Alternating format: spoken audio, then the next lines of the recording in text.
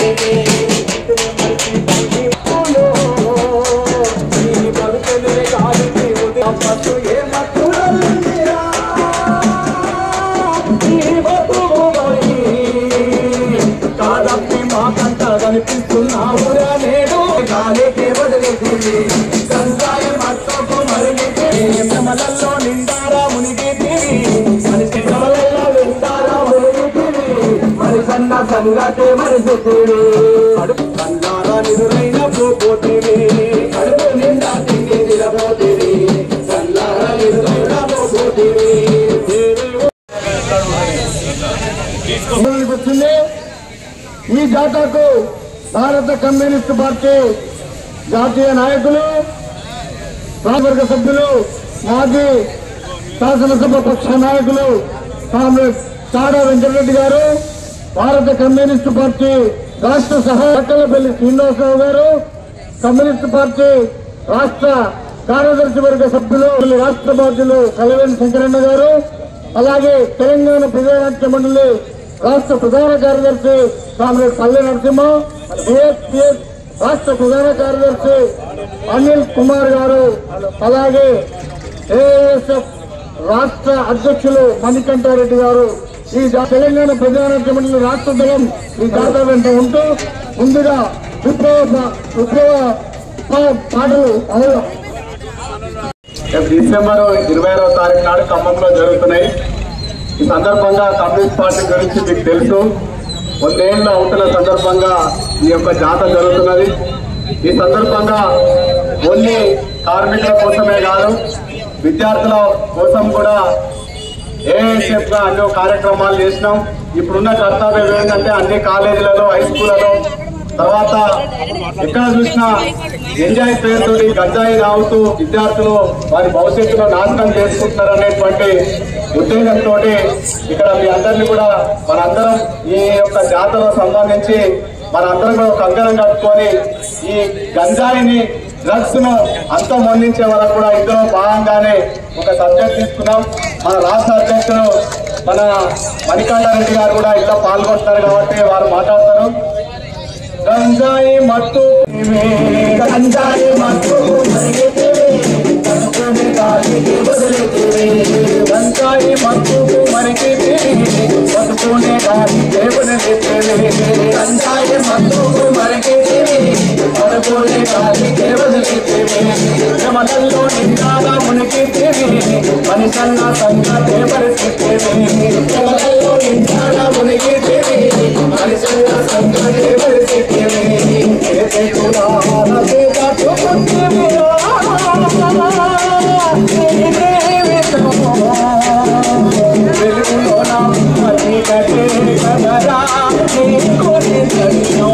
గంజాయి మత్తుకు మనకి గంజాయి మత్తుకు మనకి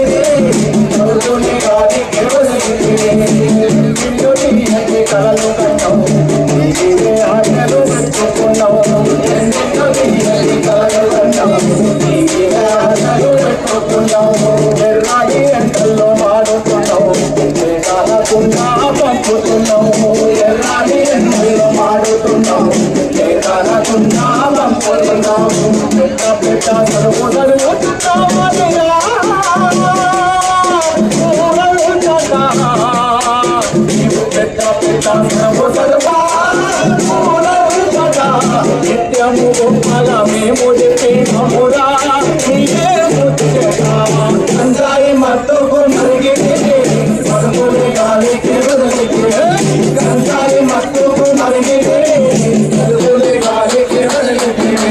దానికి నాతో పాటు రాష్ట్ర సహాయ కార్యదర్శి తక్కలపల్లి శ్రీనివాసరావు గారు, రాష్ట్ర కార్యదర్శి వర్గ సభ్యులు కడవేటి శంకర్ గారు, మరి డిహెచ్పిఎస్ నాయకులు ప్రధాన కార్యదర్శి అనిల్ కుమార్ గారు, ఏఎస్ఎఫ్ రాష్ట్ర అధ్యక్షులు వెంకట రెడ్డి గారు, అలాగే పల్లె నరసింహ గారు పర్యాటక మండలి రాష్ట్ర ప్రధాన కార్యదర్శి లక్ష్మణ గారు, అలాగే ఓఎస్ పార్టీ 100 ఏళ్ళు 100 ఏళ్ల సందర్భంగా రాష్ట్ర వ్యాప్తంగా 3 జాతాలు నిర్వహిస్తూ ఉంది. అందులో భాగంగానే ఇందాక చెప్పినట్టు జూడగట్టి నుంచి వచ్చినటువంటి బస్సుకు సిరిసిల్లలో ఘనమైన స్వాగతం పలికినటువంటి మీ అందరికీ మా వైపు నుంచి ఉదయపడినటువంటి నమస్కారాలు, ఉత్తరాభివందనాలు తెలియపరుస్తా ఉన్నాను. ఈ రోజున చూస్తూ ఉన్నాం, 100 ఏళ్ల కింద ఈ దేశానికి స్వాతంత్రం లేదు. అప్పుడు మరి పూర్తిగా బ్రిటిష్ వర్షపాలన సాగుతుంది. అలాగే 550 సంస్థాల్లో రాచరిక వ్యవస్థ సాగుతుంది. అందులో మన నిజాం నవాబ్, తెలంగాణ సంస్థానం, అలాగే కాశ్మీర్ సంస్థానం, మైసూర్ సంస్థానం, ఇట్లా అన్ని సంస్థానాలు. ఆ సందర్భంగా మరి భారత కమ్యూనిస్ట్ పార్టీ ఈ దేశానికి సంపూర్ణ స్వాతంత్రం కావాలా, వలస పాల పోవాలా, రాజకీయ వ్యవస్థ అంతం కావాలని మొట్టమొదటి నిలదించింది.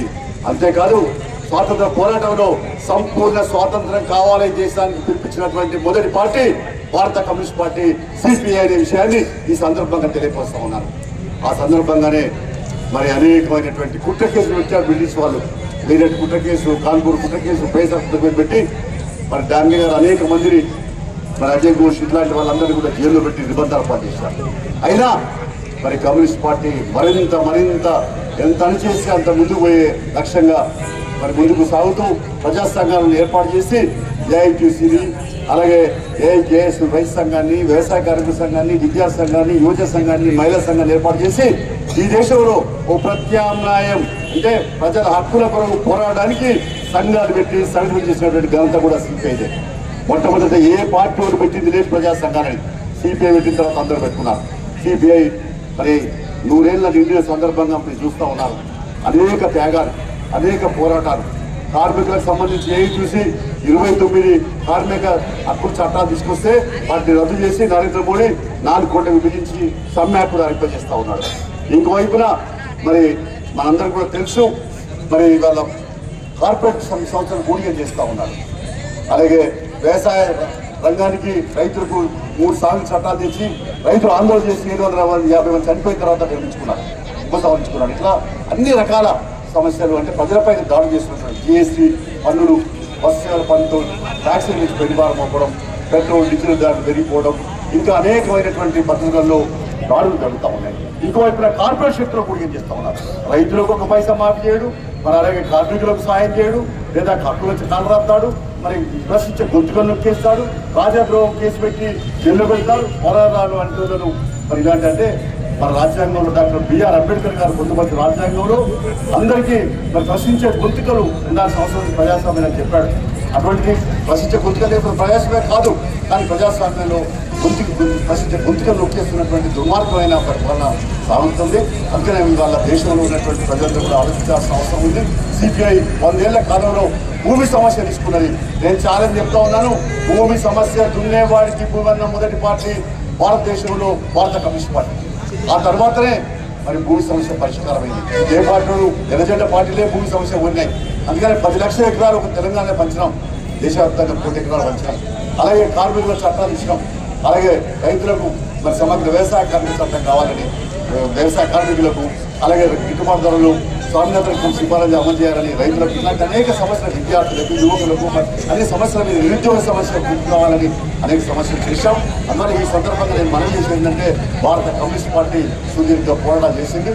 ఇవాళ బ్యాంకులు జాతీయంగా ఏంటంటే మళ్ళీ ఇప్పుడు బ్యాంకులను మళ్ళీ పెట్టుబడులకు అప్పచెప్పకుండా చేస్తూ ఉన్నారు. ఇవన్నీ కూడా పార్టీ యొక్క పోరాట బద్దగానే వచ్చినాయి. అందువల్ల ఇవాళ ఈ దేశంలో మరి కమ్యూనిస్టులు చీలిపోయినందువల్ల 100 ఏళ్ళు అయింది. చాలా మంది ప్రశ్నిస్తూ ఉన్నారు, ఏమైనా మీకు అధికారులకు రాలేదు కదా అని ప్రశ్నించే వాళ్ళు ఉన్నారు.